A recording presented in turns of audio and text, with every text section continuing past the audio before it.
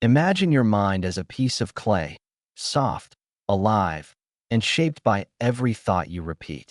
Each worry leaves a dent. Each moment of gratitude leaves light.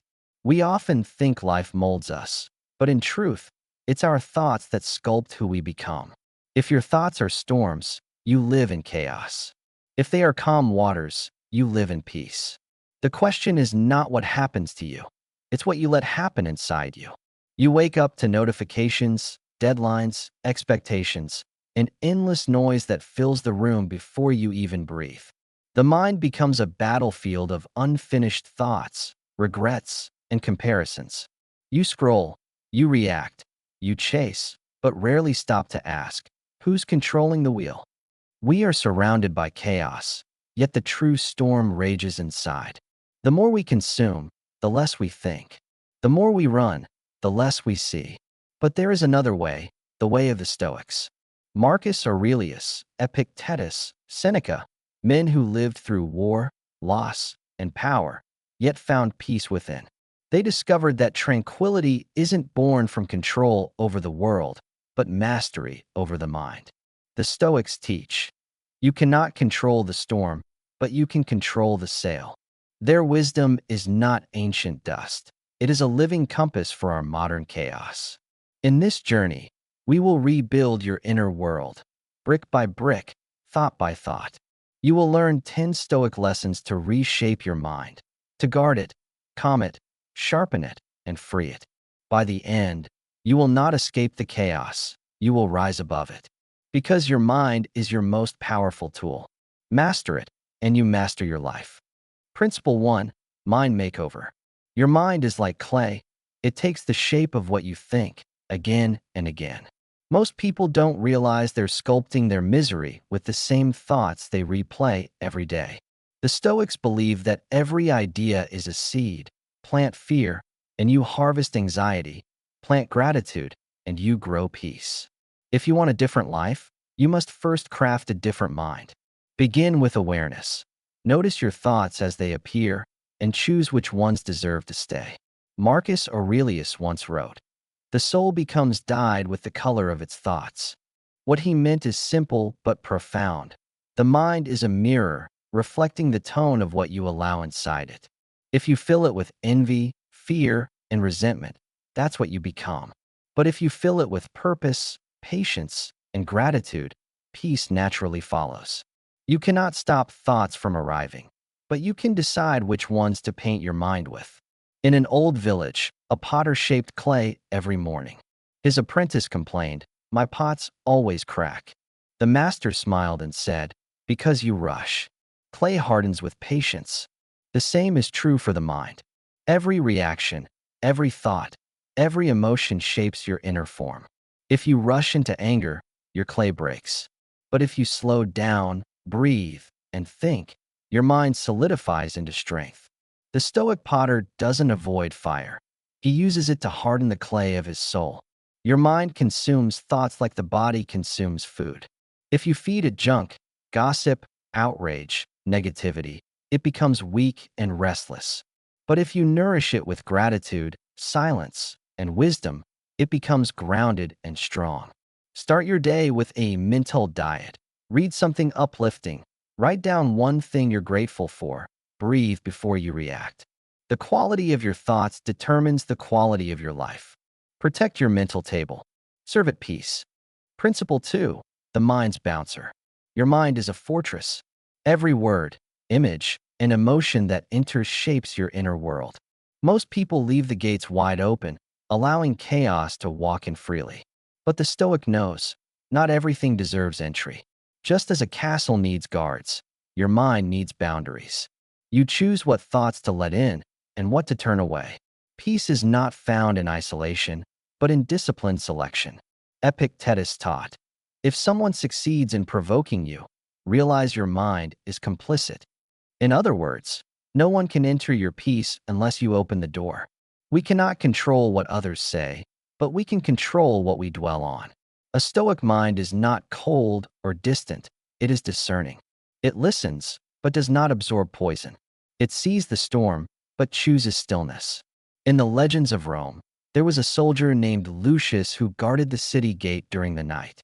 When enemies disguised as merchants approached, he refused to open until sunrise, saving the city from invasion. The Stoic mind is like Lucius. It watches, questions, and chooses.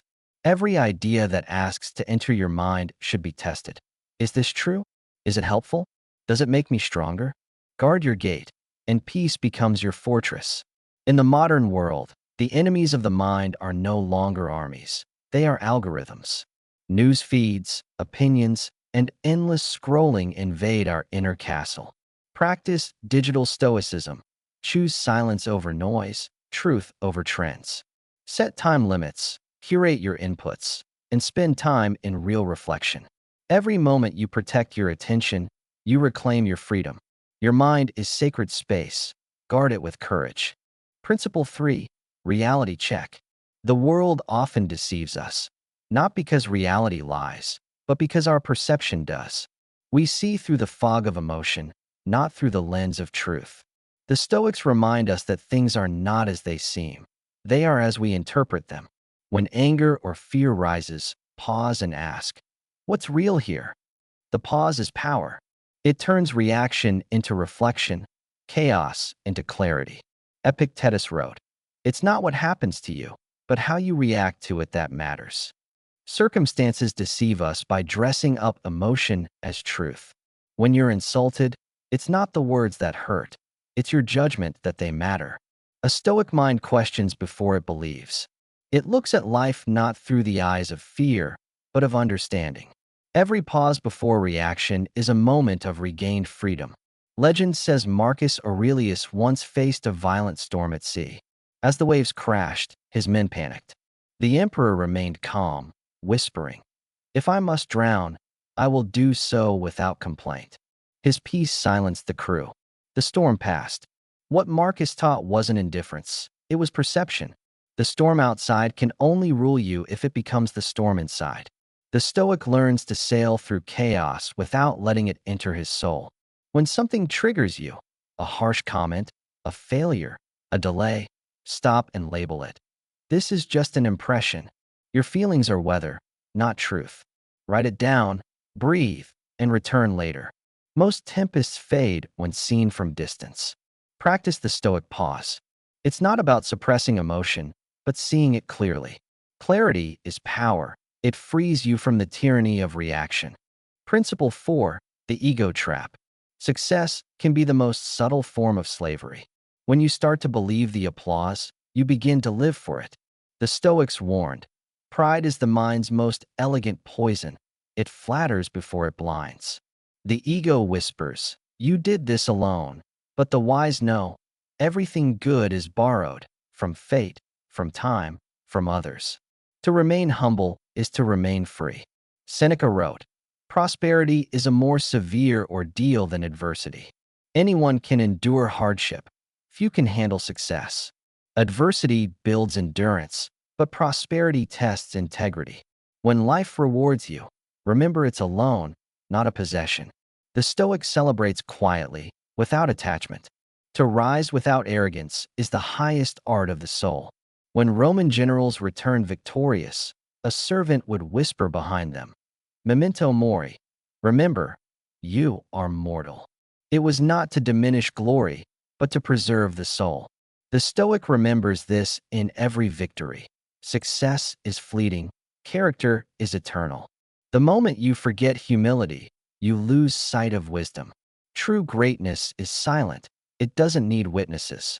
The Stoic doesn't reject success. He redefines it. Use your achievements not as trophies, but as tools. Ask, how can my strength serve others? Give credit freely. Seek gratitude over fame. And keep your ego on a short leash. When fortune smiles, bow your head in thanks. In humility, power becomes purpose. The higher you rise, the gentler you must walk. Principle 5. The know-it-all trap. Knowledge is powerful, but certainty is dangerous. The moment you believe you know everything, you stop learning. The Stoics saw arrogance not as strength, but blindness.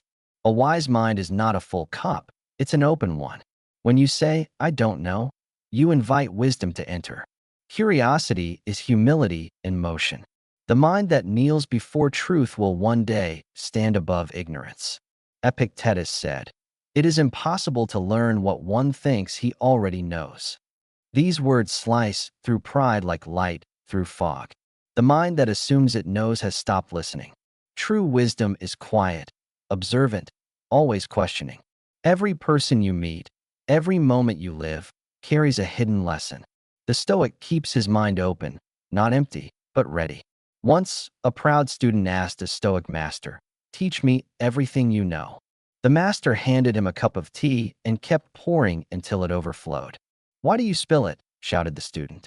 The master replied, "Like this cup, your mind is too full to learn." Silence fell. The lesson was clear. To receive truth, we must first empty ourselves of ego. Every time you stop talking and start listening, you grow. Every day, practice saying, "I don't know." Ask questions more than you make statements. Seek to understand before seeking to be understood. Read not to confirm your beliefs, but to challenge them. Approach life as a student, not a preacher. When your mind becomes flexible, life becomes expansive. True mastery begins with humble curiosity, the art of learning without pride. Principle 6, the inner circle. The Stoics divided life into two circles, what we can control and what we cannot. The outer circle holds everything unstable, other people, weather, fate. The inner circle is yours alone, your thoughts, choices, and actions. Peace begins when you stop trying to govern what was never yours. Power begins when you master what is. Marcus Aurelius wrote, "You have power over your mind, not outside events." Realize this, and you will find strength. The Stoic knows that the world will always shift, but the mind can stand like stone. Freedom isn't the absence of obstacles, it's the mastery of response. When you stop fighting the wind, you learn to sail with it. A Stoic teacher once drew two circles in the sand. "This," he said, "is what you control." It was small. Around it, he drew a much larger one. "This is what you don't." The student frowned. So small? The teacher smiled. Yet enough to build peace. We waste life reaching into the outer circle, trying to fix, convince, or predict. Wisdom begins when you invest all energy into what's inside. When anxiety strikes, write down your worries. Next to each one, mark, "Mine" or "not mine." You'll realize most of them aren't yours to bear. Focus on what belongs to you, your attitude, effort, integrity. Let go of the rest. The outer circle will never be still, but your inner one can be unshakable. That's Stoic freedom, to act with peace amid uncertainty. Principle 7, the now factor. The past is gone, the future uncertain, yet we spend most of our life in both. The Stoics taught that peace is found only in one place, the present moment. Time is like a river, you cannot touch the same water twice. Every second you spend worrying about what was or what might be, you lose what is. Life is not waiting to begin, it's happening now. Marcus Aurelius wrote, "Confine yourself to the present." These words are an invitation, not to ignore time, but to live fully within it. The present moment is where life actually happens. Regret belongs to the past, anxiety to the future. The Stoic asks, "What can I do right now?" That question transforms paralysis into purpose. There's an old story of a Stoic archer. He draws his bow with focus and skill. Once the arrow leaves, he releases control. Whether it hits or misses his fate. His duty was the aim, not the outcome. So it is with us. Our actions are the bow, our efforts the arrow, but the result is never ours. Live like the archer, fully present in the pull, detached from the target. To practice presence, slow down. When you eat, taste. When you walk, feel the ground. When you talk, truly listen. Turn daily actions into sacred rituals of awareness. Start your day by asking, "How can I live this hour well?" You cannot hold time, but you can honor it. Peace is not hidden. It's simply here, waiting for your attention. Principle 8, the sensory illusion. Our senses are powerful, yet they often deceive us. The Stoics warned that what we see, hear, and feel are not the world itself, but interpretations filtered by emotion and habit. We mistake appearances for truth, comfort for happiness, pain for punishment. To see clearly, we must look not with the eyes, but with reason. Seneca once wrote, "We suffer more in imagination than in reality." The mind paints monsters that don't exist. The Stoic learns to question first impressions.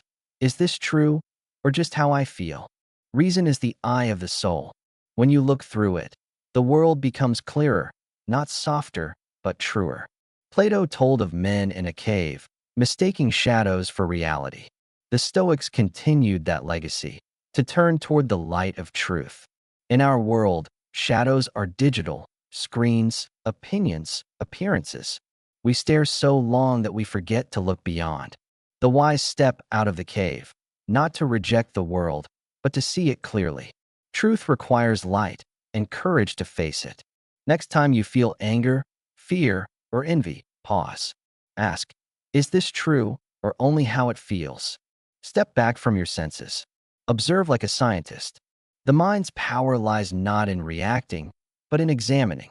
See things as they are, not as you wish them to be. The Stoic's calm is not blindness. It's clarity hard-earned through discipline.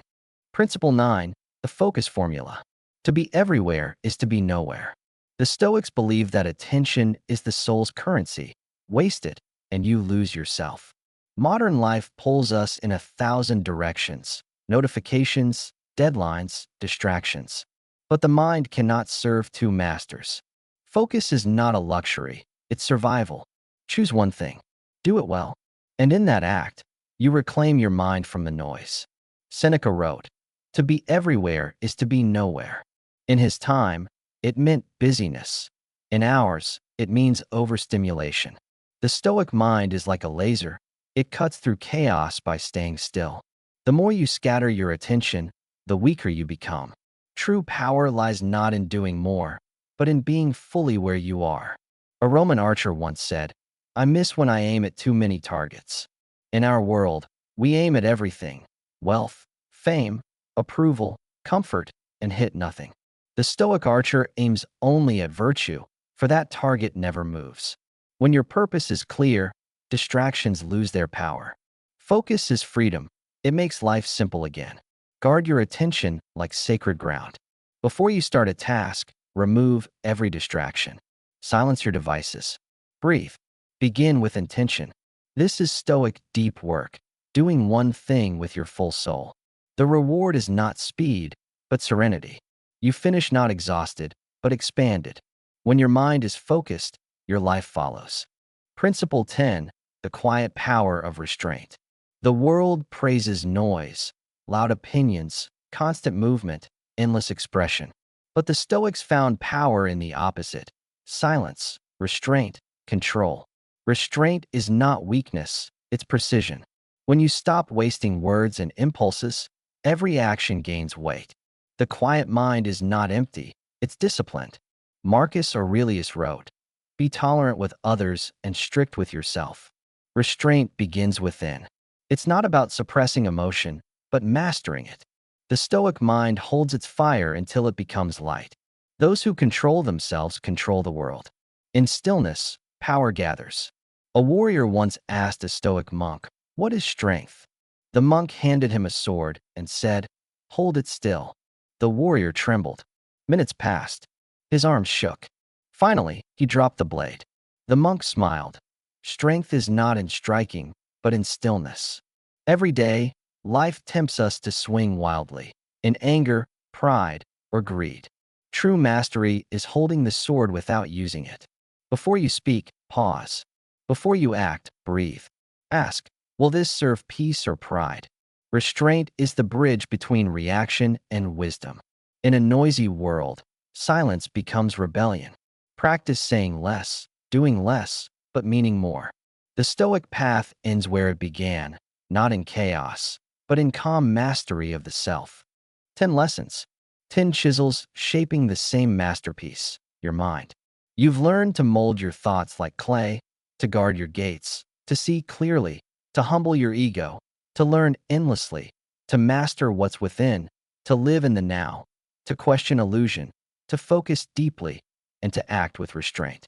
Together, they form the architecture of a calm, powerful mind, a mind unshaken by chaos. But knowledge means nothing without embodiment. The Stoics didn't talk about peace, they practiced it. Philosophy, for them, was a daily workout of the soul. When life tests you, return to these principles not as ideas, but as reflexes. When chaos comes, breathe. When anger rises, pause. When pride whispers, smile. The storm will always exist, but so can your stillness. Here's your challenge. Each morning, choose one principle to live by that day, one thought to hold, one action to embody. Write it, speak it, breathe it. Let philosophy become motion. With time, you'll notice something. Peace doesn't visit anymore. It lives in you.